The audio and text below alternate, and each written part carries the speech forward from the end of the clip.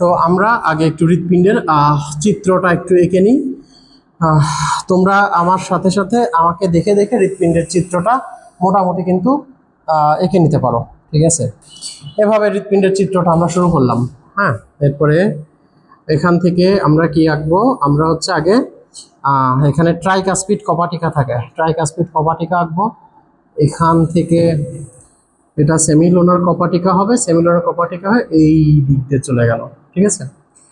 এরপরে যেটা আঁকবো সেটা এখান থেকে আমরা বাইকাসপিড কপাটিকার একটা ভালভ আঁকলাম, তারপরে এই দিক থেকে আসলাম এখানে এই পর্যন্ত আসবো, এসে আরেকটা বাইকাসপিড কপাটিকা এবং এখানে আমরা এভাবে সমান দূরত্ব বজায় রেখে এই দিকে চলে যাব, ঠিক আছে?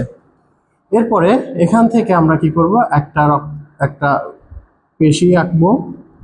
এবার এখানে আমাদের ফুসফুস থেকে ফুসফুসীয় কি প্রবেশ করবে, ফুসফুসীয় শিরা প্রবেশ করবে। এই যেখান দিয়ে ফুসফুসীয় শিরা, মনে করো এখান দিয়ে প্রবেশ করছে ফুসফুসীয় শিরা, তো ফুসফুসীয় শিরা এখান দিয়ে প্রবেশ করবে। এরপর এখান থেকে কি হবে আমাদের, যে এটা হচ্ছে অলিন্দ, বাম অলিন্দ, এখান থেকে বাম নিলয়, এই যে এখানে এটা হচ্ছে এটা হচ্ছে সেমিলোনার কপাটিকা, দুইটা হয়ে গেল। এখন এখান থেকে কি হবে, এই রক্তনালীটা এখান থেকে এসে এভাবে হবে, তার মানে এই রক্তনালীটা যদি এখানে আসে, আমরা এখান থেকে এই রক্তনালীটা পৌঁছাচ্ছে এখান থেকে, এটা যেহেতু ফুসফুসীয় ধমনী হবে, তাহলে আমরা কি করব, এখান থেকে একটা ফুসফুসীয় ধমনী আমরা এঁকে ফেলি। হ্যাঁ,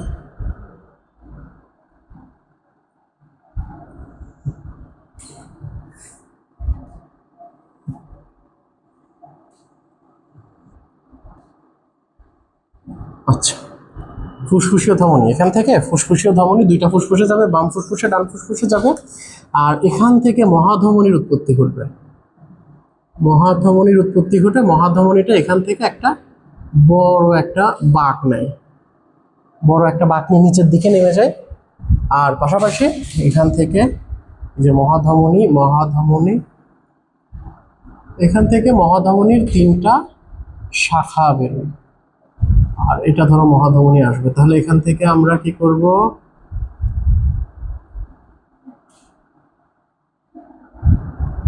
মহাধমনী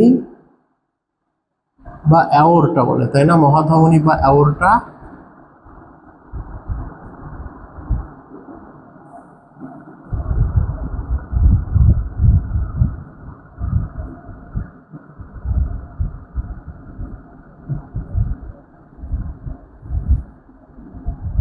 এটা হচ্ছে অ্যাওর্টা। আচ্ছা, মোটামুটি হয়ে গেছে আমাদের হৃৎপিণ্ডের গঠন। আর এখান থেকে এটা বেশি বড় হয়ে যাচ্ছে আমার মনে হচ্ছে, আমি এটাকে আর একটু ছোট করে দিই, তাহলে দেখতে সুন্দর লাগবে। এটা হচ্ছে মোটামুটি আমাদের হৃৎপিণ্ডের একটা চিত্র আমরা এঁকে ফেললাম। হ্যাঁ, এটা হচ্ছে আমাদের হৃৎপিণ্ডের চিত্র। একদম সিম্পলি যদি আমরা চিত্র আঁকতাম তাহলে হৃৎপিণ্ডের চিত্রটা এরকমই হতো। হ্যাঁ, ওকে, ফাইন। তাহলে এটা হচ্ছে আমাদের হৃৎপিণ্ডের চিত্র। এখন এই যে হৃৎপিণ্ডের চিত্রটা যে আঁকলাম, তো এই হৃৎপিণ্ডের চিত্রে আমরা এখন হৃৎপিণ্ডের গঠনটার দিকে যদি তাকাই, হ্যাঁ, তোমরা জানো আমরা হৃৎপিণ্ডের গঠন করেছিলাম আগের ক্লাসে, এটা জাস্ট রিভিশন হচ্ছে। এই যে এই প্রকোষ্ঠ, এইটাকে আমরা কি বলবো, এইটাকে আমরা বলবো হচ্ছে ডান অলিন্দ।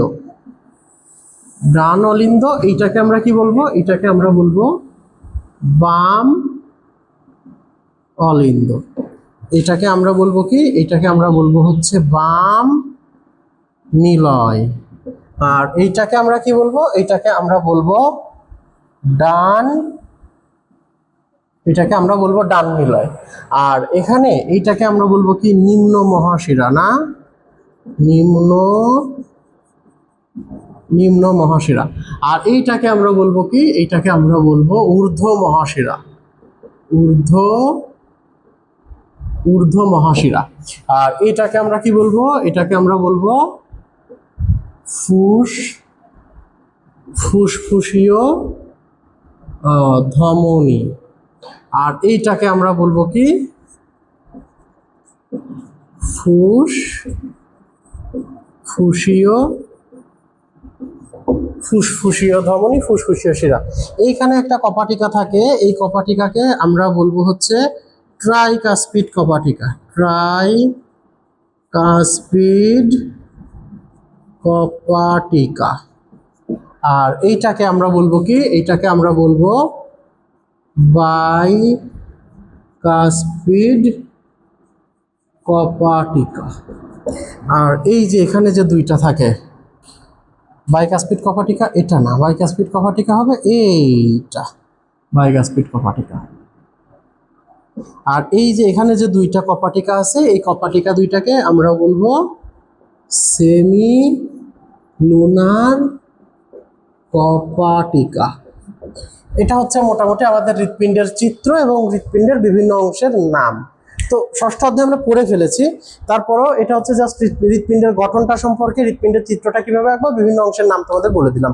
যদি তোমরা ডিটেইল হৃৎপিণ্ড কিভাবে কাজ করে, হৃৎপিণ্ডের গঠন কিরকম হয়, বা ডিটেইল ষষ্ঠ অধ্যায় সম্পর্কে যদি কোনো ক্লাস চাও কমেন্টে জানাও। আমি ষষ্ঠ অধ্যায়ের একটা ওয়ান শট ভিডিও, অর্থাৎ সেখানে থিওরি থেকে শুরু করে নৈবক্তিক, সংক্ষিপ্ত প্রশ্ন, সৃজনশীল প্রশ্ন, এটার উত্তর কিভাবে করতে হয় চেষ্টা করব বানানোর জন্য।